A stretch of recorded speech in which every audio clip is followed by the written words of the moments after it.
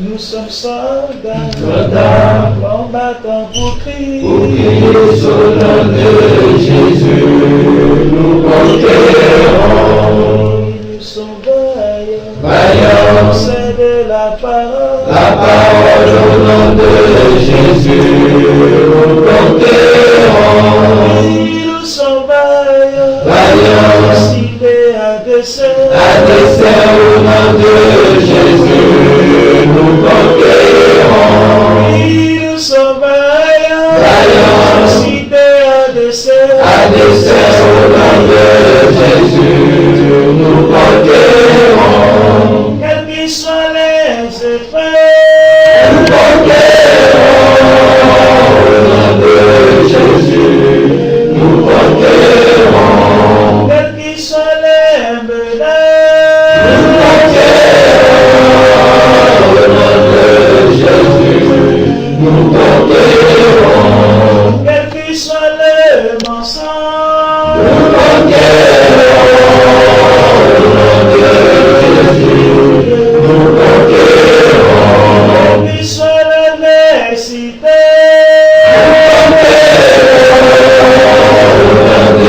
Jésus, nous conquérons.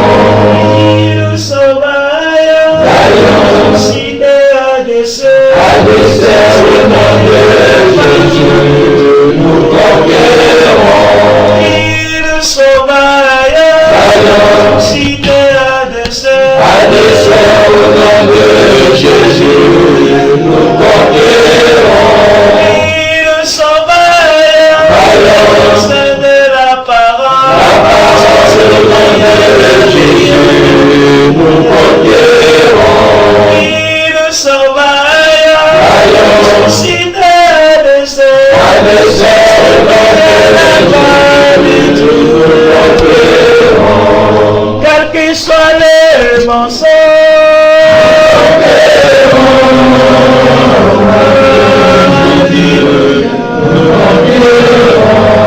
quels qu'ils soient les menaces,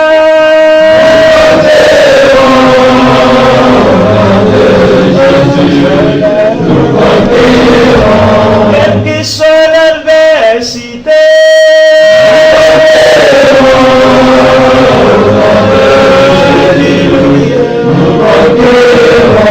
quelles que soient les persécutions,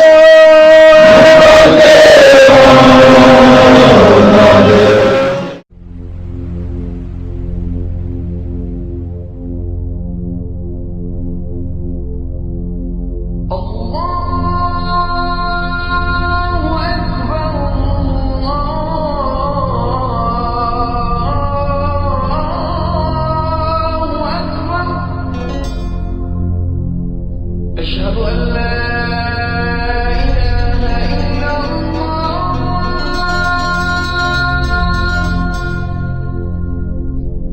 أشهد أن لا إله إلا الله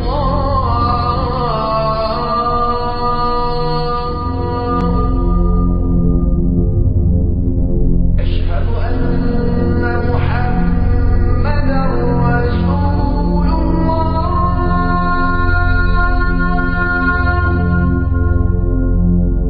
أشهد أن محمدا رسول الله أشهد أن لا إله إلا الله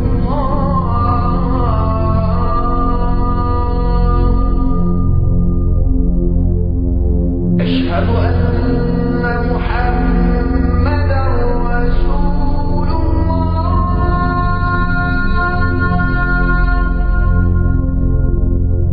أشهد أن محمدا رسول الله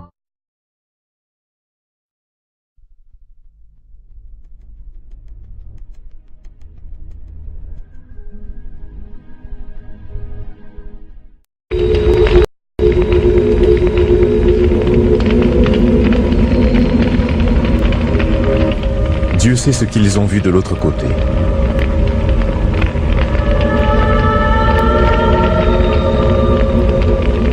qui sont allés jusqu'au bord du précipice pour revenir ensuite décrivent leur peur, leur souffrance et des fleuves de feu.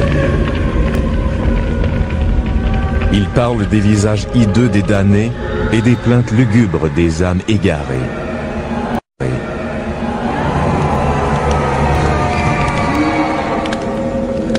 Charles McCaig est l'un de ces hommes.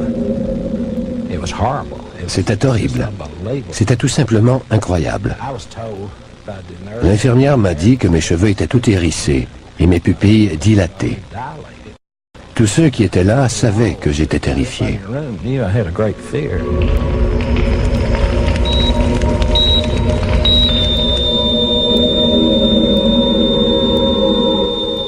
Les descriptions de McCaig et des autres rescapés ont permis au docteur Maurice Rawlings, un éminent cardiologue et professeur de médecine à l'université Chattanooga, au Tennessee, d'écrire un livre. Même s'il ne croyait ni en Dieu ni au diable avant cette journée fatidique de janvier 77.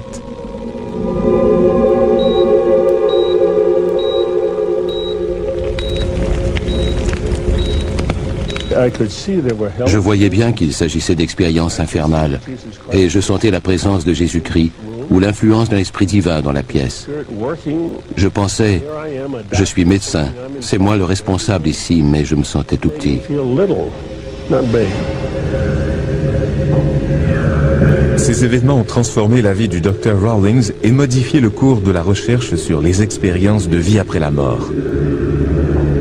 Des expériences vécues la plupart du temps par des gens morts sur la table d'opération et qui ont pu être réanimés.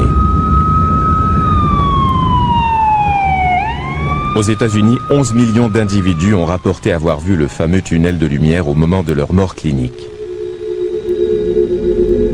Depuis peu, certains d'entre eux ont enfin décidé de rompre le silence et de raconter leur histoire. Selon le Dr Rawlings, beaucoup d'entre eux ont vu l'enfer, préférant ensuite oublier cette insoutenable vision, preuve tangible de l'échec de leur vie terrestre. Qui va avouer qu'il a complètement raté sa vie? On n'en parle même pas à ses parents ou à sa famille. Quelques-uns en profitent pour réformer leur cœur. D'autres subliment cette expérience négative ou doivent l'enfouir dans leur mémoire pour arriver à la tolérer. Rawlings prend connaissance du phénomène le jour où Charles McCaig meurt plusieurs fois dans son bureau des suites d'une crise cardiaque. Il le voit et l'entend décrire l'enfer tandis qu'il se bat pour survivre. Il n'arrêtait pas de répéter « Je suis en enfer ».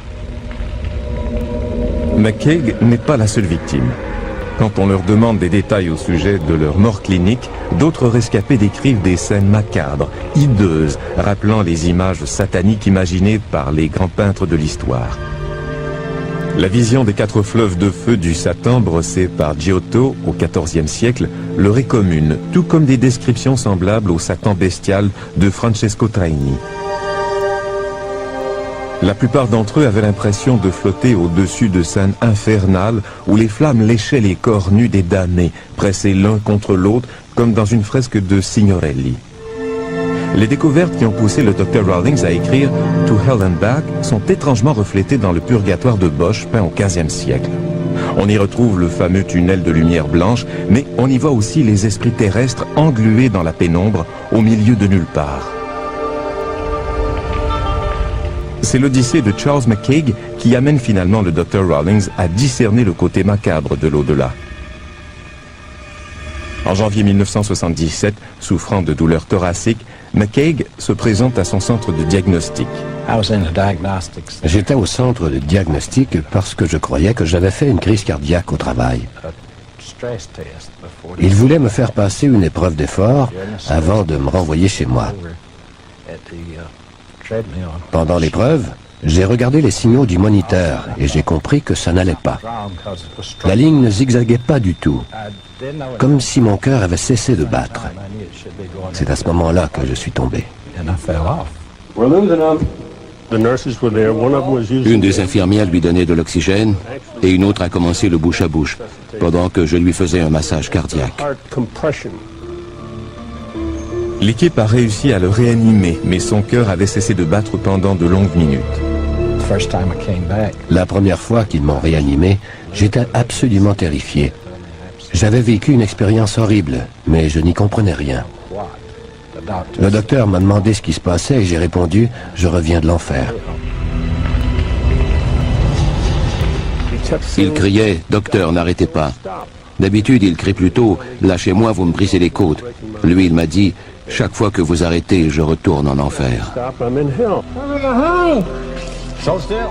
Rawlings et son équipe sont impressionnés par la terrible frayeur de McCaig, une frayeur bien supérieure à celle de tout autre patient.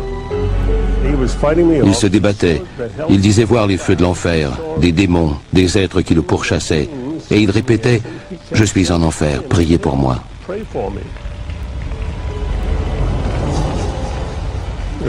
Je massais son cœur et en même temps j'ajustais le stimulateur. Dès que j'arrêtais, ses yeux se révulsaient, il devenait bleu et arrêtait de respirer. Le lendemain, Rawlings tente d'en savoir davantage, mais McCaig a tout oublié. Je n'ai aucun souvenir de mon passage en enfer et je n'en veux pas. La dernière image que j'ai perçue était différente. J'ai vu ma mère qui est morte quand j'avais 10 ou 12 mois. Elle était avec ma belle-mère, morte depuis environ 10 ans. Je ne les ai pas entendus ou touchés ou quoi que ce soit, mais elle me tendait la main comme pour m'accueillir. Cette image semble avoir effacé tout souvenir de son passage en enfer. La raison pour laquelle très peu de patients réanimés in extremis racontent leur séjour en enfer est évidente, selon le Dr Rawlings. Qu'aviez-vous fait pour mériter l'enfer? Un homme, Ron Reagan, a raconté l'incroyable histoire de son voyage en enfer et a révélé pourquoi il méritait ce terrible sort.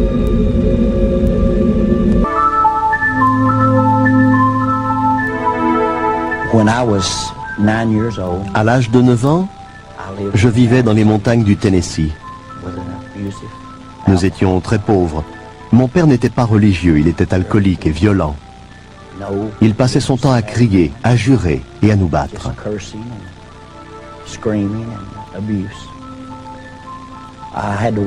Pour aller à l'école, je devais attraper l'autobus scolaire qui passait à 5 km de chez nous.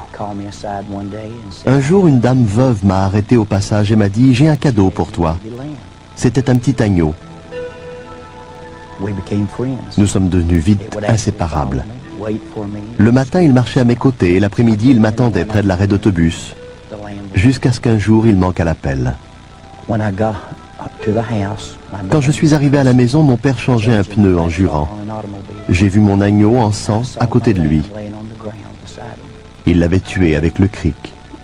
Il le lui avait plongé dans le corps. J'avais 9 ans. Je me suis mis à crier. Je me suis sauvé dans les collines en hurlant. Il a tué mon agneau. Et je me suis senti envahi par la haine et par la violence. Je ne comprenais plus rien à la vie. À l'âge de 12 ans, je faisais des fugues et j'avais un dossier aux services sociaux. À 15 ans, j'étais détenu pour homicide involontaire dans un centre d'éducation surveillée. J'avais volé une voiture et en fuyant la police, j'avais eu un accident. Il y a eu des morts. On m'a enfermé jusqu'à l'âge de 18 ans. Durant tout ce temps, j'étais habité par la haine, la colère et la violence.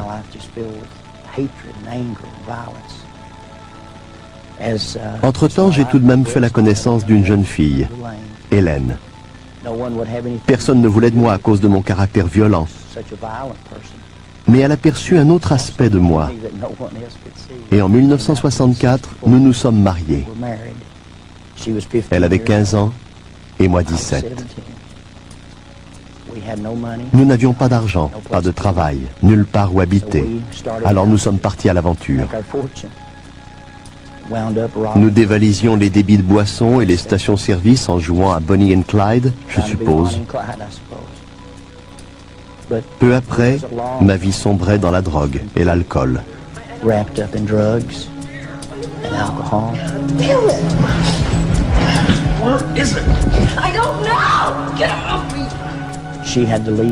Elle m'a quitté à cause des sévices que je lui infligeais. Ça devait faire 8 ans que je traînais dans les rues d'Atlanta en Géorgie. Je faisais partie d'un groupe de motards, les Iron Cross Bikers. Et je pensais que ce style de vie violent me convenait bien.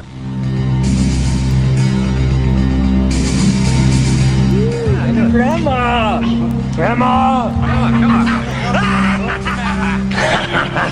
Come on. Get this way, get this way, get this way! Come on, come on. Yeah, I know. Grandma!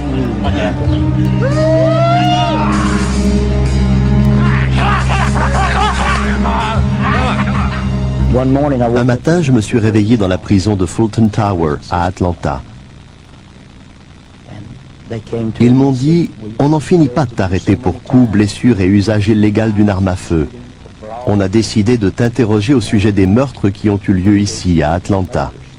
Je ne savais même pas si j'étais coupable. Je ne me souvenais de rien, j'avais pris trop de drogue.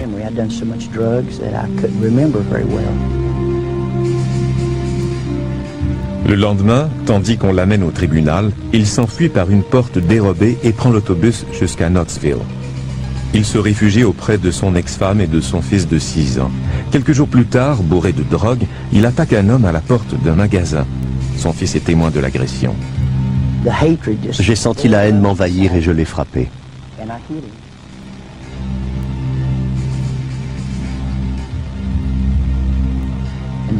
Il s'est relevé en tenant un tesson de bouteille et il s'est mis à me poignarder. J'ai levé mon bras gauche pour me protéger le visage et il m'a atteint au bras, tranchant le biceps, les ligaments et l'artère principale.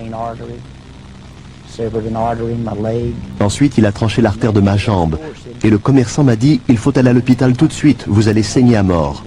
Mon fils était là. Il n'avait que 5 ou 6 ans et il était bouleversé.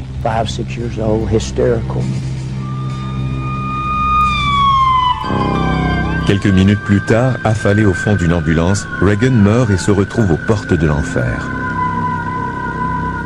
L'ambulancier m'a regardé et il m'a dit « Croyez-vous en Dieu ?» Je ne savais même pas de quoi il parlait. Sir, do you know the Lord? Jesus? I don't know any Jesus. Well, you better talk to him. He's in a serious condition. Damn you. And in a matter of minutes, L'instant d'après, j'étais au milieu des flammes, burst into flames. comme si l'ambulance avait soudainement explosé.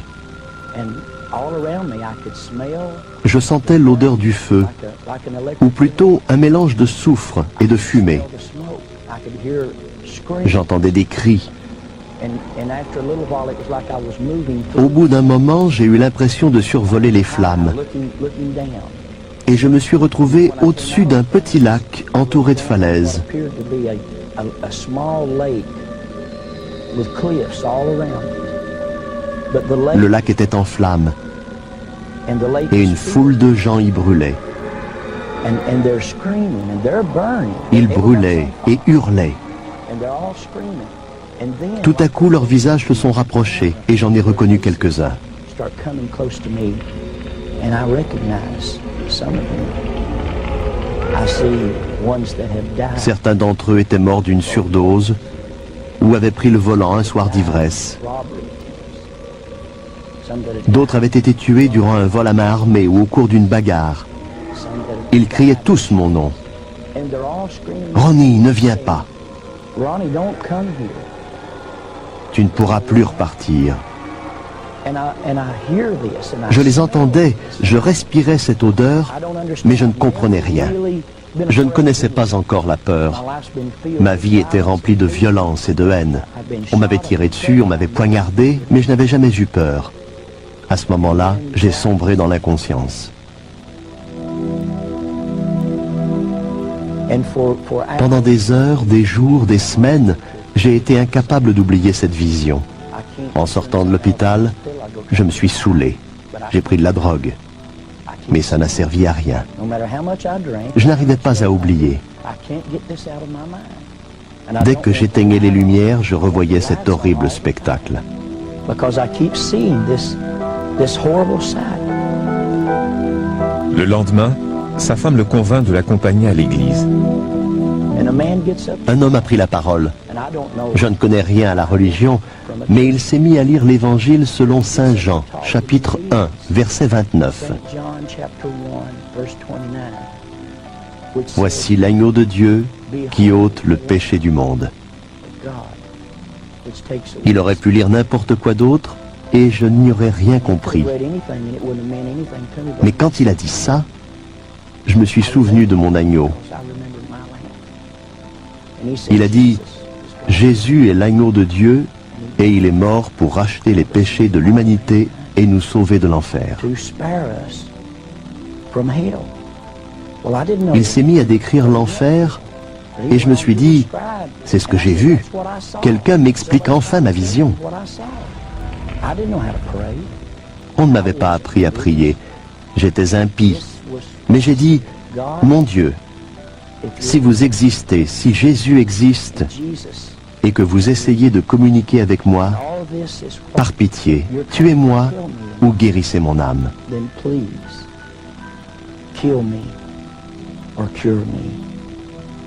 Je ne peux plus vivre comme ça. Je suis un père indigne et un mauvais mari. Je n'arrive même pas à garder un emploi. Par pitié, tuez-moi ou guérissez mon âme. Ce matin-là, j'ai pleuré. Une digue s'est rompue en moi, libérant dans un torrent de larmes toute la haine, la colère et la violence que j'avais emmagasinée depuis l'âge de 9 ans.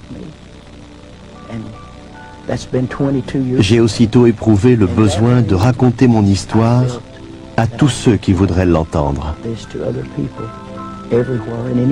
Ça fait 22 ans que je la raconte. Today, I'm still telling the story.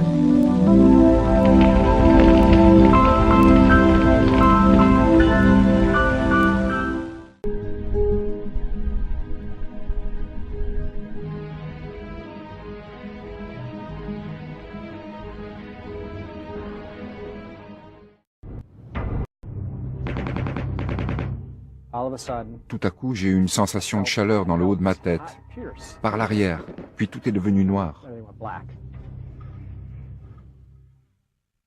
Matthew et Nancy Botsford travaillaient dur et aimaient beaucoup profiter de leurs moments de détente. Ils vivaient intensément leur vie, sauf en ce qui concernait Dieu. Oui, Dieu existait, mais ça s'arrêtait là, rien de plus. Tout changea un soir du mois de mars 1992. Matthew se trouvait à Atlanta pour affaires avec 2 associés. Il venait juste de sortir d'un restaurant pour prendre un taxi lorsque soudain,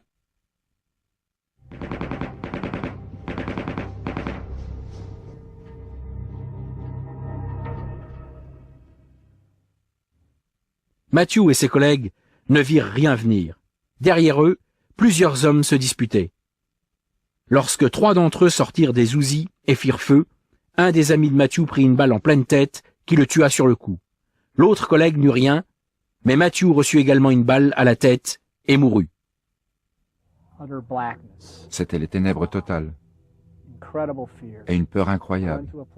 Je suis allé en un lieu qui, d'après moi, devait être l'enfer. C'était dépourvu de quoi que ce soit de bon. Il y régnait un tel froid glacial qu'il n'existe aucun mot pour le décrire. Une main est descendue vers moi et j'ai senti qu'elle apportait une chaleur qui s'est mise à inonder l'endroit où je me trouvais d'une lumière blanche très brillante. J'ai été tiré vers le haut et j'ai entendu une voix qui a dit « Ce n'est pas ton heure ». Matthew fut réanimé sur place et emmené à l'hôpital Piedmont d'Atlanta. Nancy l'y rejoignit en avion depuis le Michigan. Sa première entrevue avec le médecin fut très éprouvante. Il a dit que s'il passait la nuit, il y avait 30% de chances pour qu'il survive. Il devrait sans doute rester dans une chaise roulante. Et peut-être que sa blessure au cerveau allait faire de lui un légume. Il ne savait pas. Il pensait qu'il devrait peut-être même aller en institution. Nancy fit quelques pas dans le corridor pour se rafraîchir les idées. Après avoir reçu cette horrible nouvelle, je n'ai vu que du noir devant moi. C'était indescriptible. Des ténèbres devant moi qui ne faisaient que s'épaissir. J'ai eu l'impression de tomber dedans, de perdre tout contrôle, de ne plus rien pouvoir faire. Puis j'ai senti une main pesante sur mon épaule. Il n'y avait personne avec moi, et j'ai compris que c'était Jésus. Je suis immédiatement retournée dans la chambre de Matt. Il était couvert de bandages et j'ai dit « Seigneur !» Et je n'étais même pas sauvée. Rien. « Seigneur, ramène-moi mon mari, même s'il doit rester dans une chaise roulante, peu importe, mais ramène-le-moi avec son cœur, sa personnalité, son caractère. » Cette promesse allait être mise à l'épreuve. Matthew restait toujours dans le coma et son cœur s'arrêta plusieurs fois. Nancy vivait une heure à la fois, une crise après l'autre. Mais chaque crise apportait son lot d'espoir. Dans chaque situation, qui aurait pu être fatale, il y avait chaque fois un retournement. On lui a fait une dialyse et les médecins m'annoncèrent que ça prendrait 3 semaines. Ça n'a duré que 3 jours. Ainsi, les choses évoluaient.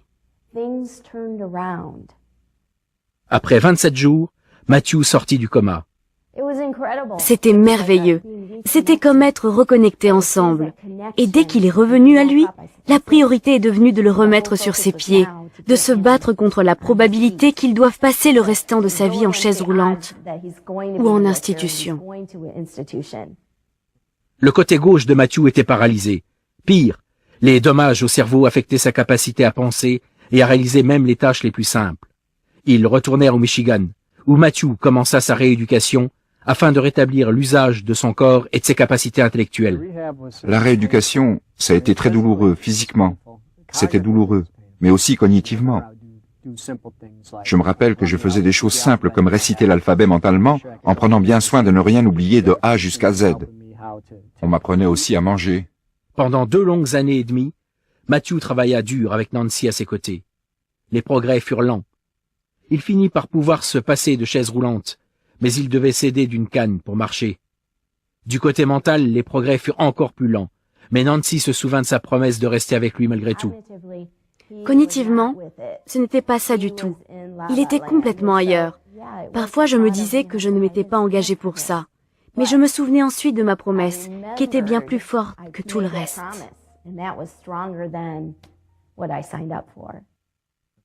Les Botsford étaient si occupés par les traitements de Matthew qu'ils en oublièrent leur expérience avec Dieu. Nous n'y pensions plus. Nous n'y pensions plus. Il n'y en avait que pour Matthew et ses thérapies.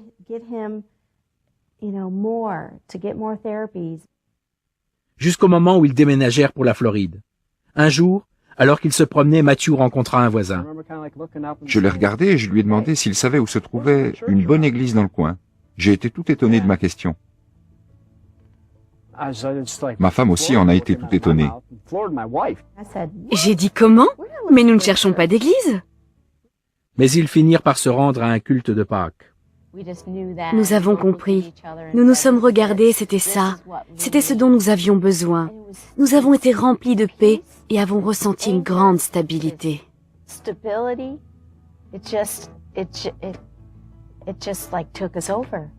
Le temps passa et ils reconnurent la main de Dieu dans leur vie. Aujourd'hui, Matthew marche sans canne. Et mentalement, il a obtenu un diplôme universitaire et écrit une série de livres de science-fiction pour enfants appelés Johnny Rocket. Ce qui est extraordinaire si l'on considère le fait que la balle est toujours logée dans le crâne de Matthew.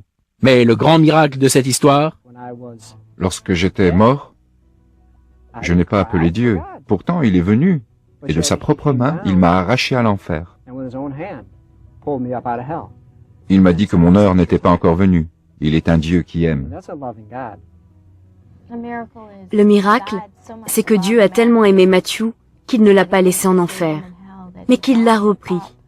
Le miracle, c'est qu'il a changé son cœur. Dieu a donné son propre cœur à Matthew. C'est là le miracle. C'est là le miracle.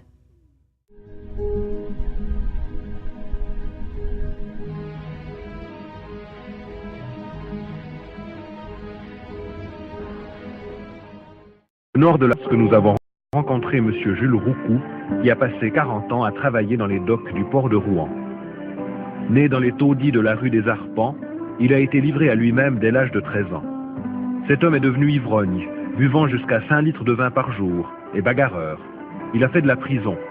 Vivant dans la débauche, il traitait sa femme chrétienne comme esclave qu'il battait jusqu'au sang et attachait avec des chaînes, parfois l'obligeant à coucher dehors, en plein hiver. Ce passé, il n'aime pas l'évoquer aujourd'hui.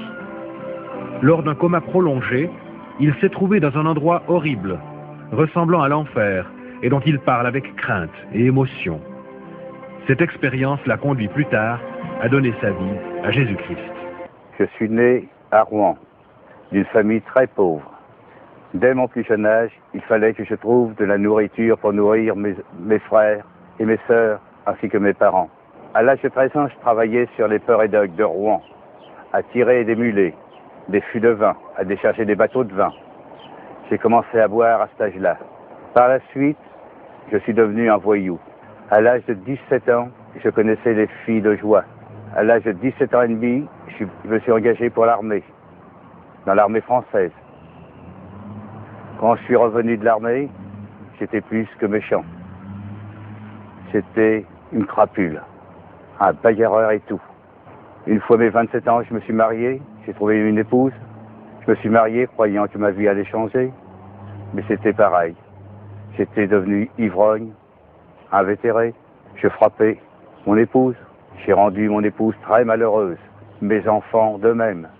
Au début de notre mariage, mon mari m'avait bien caché qu'il buvait, mais je me suis vite aperçue qu'il buvait beaucoup.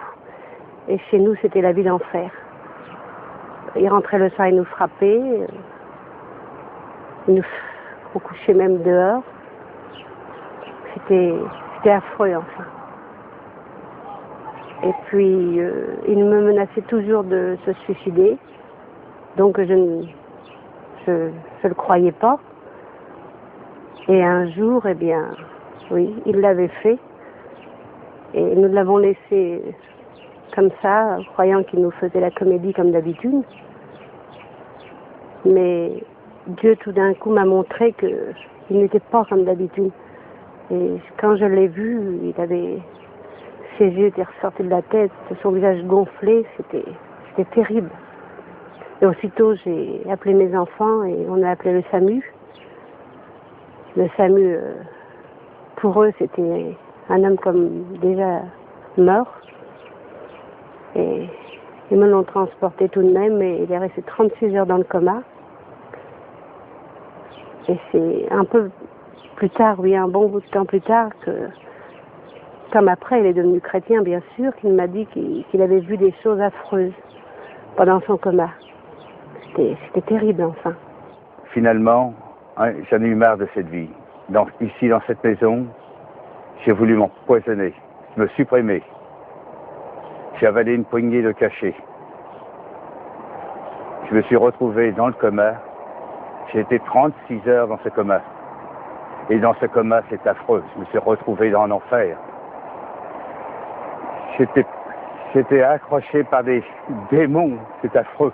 Dans cet enfer, j'étais attaqué par des personnes. Mais des personnes humaines. Mais le visage était affreux. Les mains étaient affreuses. Qui s'avançaient sur moi, qui me harcelaient.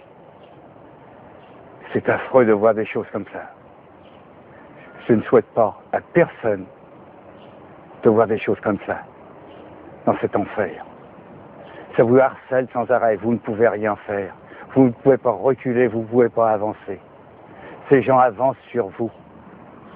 Ils sont affreux. Lorsque je me suis réveillé du coma, je me suis retrouvé dans un hôpital. Et dans cet hôpital, il y avait une Bible.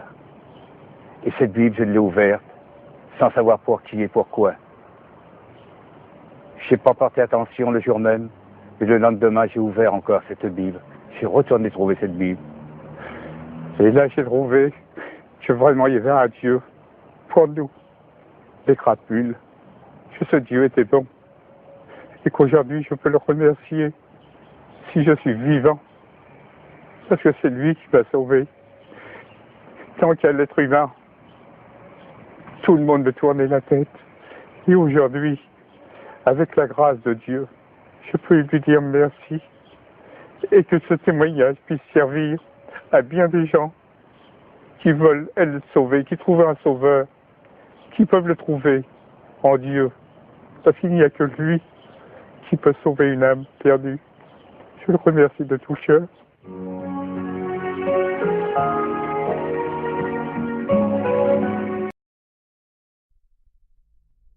Mohammed, le prophète de l'islam, n'a-t-il pas clamé son incertitude et sa totale confusion sur son futur, celui des musulmans et de l'islam, en ce qui concerne le salut, quand il l'a lui-même clairement dit, au début de sa vie, dans le Coran. Dit, je ne suis pas une innovation parmi les messagers, et je ne sais pas ce que l'on fera de moi, ni de vous. Et je ne sais pas ce que l'on fera de moi, ni de vous. Et je ne sais pas ce que l'on fera de moi, ni de vous. Je ne fais que suivre ce qui m'est révélé, et je ne suis qu'un avertisseur clair. N'est-ce pas là une caractéristique de faux prophètes, telle que notre Seigneur Jésus-Christ nous l'a clairement enseigné, dans son omniscience, dans sa sainte et éprouvée parole, la Sainte Bible, où lui-même déclare clairement ceci. Jésus leur dit, la lumière est encore pour un peu de temps, au milieu de vous. Marchez pendant que vous avez la lumière, afin que les ténèbres ne vous surprennent point. Celui qui marche dans les ténèbres ne sait où il va. Celui qui marche dans les ténèbres ne sait où il va. Celui qui marche dans les ténèbres ne sait où il va. Laissez-les, ce sont des aveugles qui conduisent des aveugles. Si un aveugle conduit un aveugle, ils tomberont tous deux dans une fosse. Il leur dit aussi cette parabole. Un aveugle peut-il conduire un aveugle? Ne tomberont-ils pas tous deux dans une fosse? Toutefois, Mohammed, le prophète de l'islam, n'a-t-il pas confirmé, de la part d'Allah, sans réserve et sans équivoque, la destination claire et future des musulmans, quand il l'a lui-même clairement dit, à la fin de sa vie, dans le livre de son Dieu, Allah, le Coran. Il n'y a personne parmi vous qui ne passera pas par l'enfer, car il s'agit là pour ton Seigneur d'une sentence irrévocable. Ensuite, nous délivrerons ceux qui étaient pieux, et nous y laisserons les injustes agenouillés. Vous verrez certes la fournaise, puis vous la verrez certes avec l'œil de la certitude. Mais notre grand Dieu de gloire, manifesté en chair, notre Seigneur et Sauveur, Jésus-Christ, quant à lui, a clairement confirmé un paradis de gloire, qu'il a lui-même préparé pour ceux qui l'aiment, et qui auront cru en sa parole, quand il l'a lui-même dit dans la Sainte Bible. Que votre cœur ne se trouble point.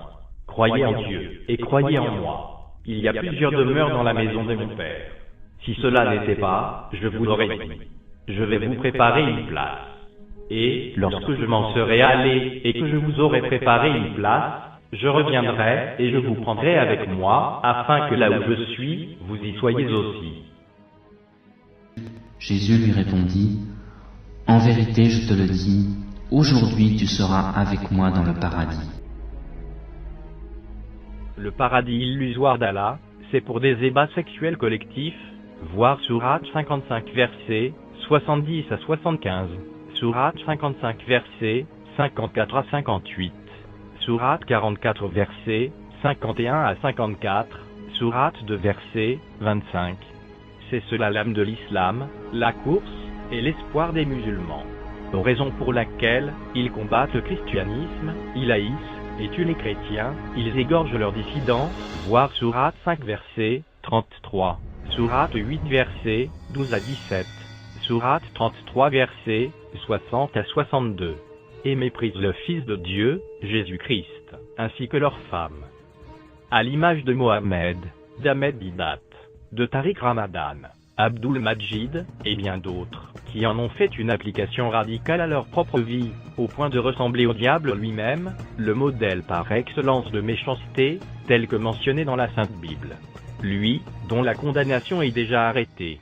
Voir, Jean 8 verset 44, Jean 10 verset 10, et Jean 16 verset 11. Ahmed Didat est descendu dans les sentiers de la mort, pour côtoyer la souffrance, et l'agonie d'une fin sans paix, sans Dieu, comme rétribution, avant de rejoindre l'enfer, puis l'étang ardent de feu, et de soufre éternel, ce qui est la seconde mort.